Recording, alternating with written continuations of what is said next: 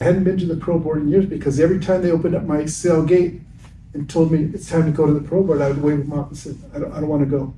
And year after year after year, decade after decade, I would say, I don't want to go. And then one day, the lawyer said, you have to go. You have to let them know who you are. So I went to the parole board and I got a 5-year denial.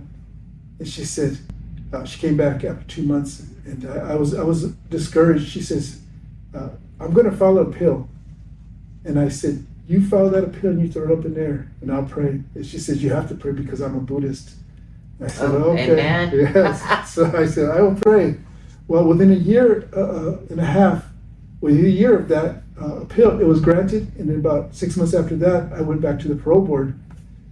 And I was in the parole board going through just strict questioning for 2.5 hours. And they said, they called a break. We went into the break room and I said to my lawyer who was sitting very near me, and I said, if they find me suitable for parole, I want you to go to church with me. And she says, I promise you I'll go. I went back in for another 2.5 hours and they found me suitable for parole. And the reason they found me suitable for parole, the commissioner said, the main commissioner, he said, David, I believe your story that you didn't commit the murder in 1982, which is one of the 21 felonies. He goes, I believe you didn't do it. I went through all the transcripts.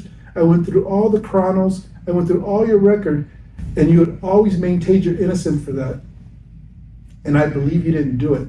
And here's why I believe you didn't do it. Because you took responsibility for a murder that you committed at Old Folsom in 1987.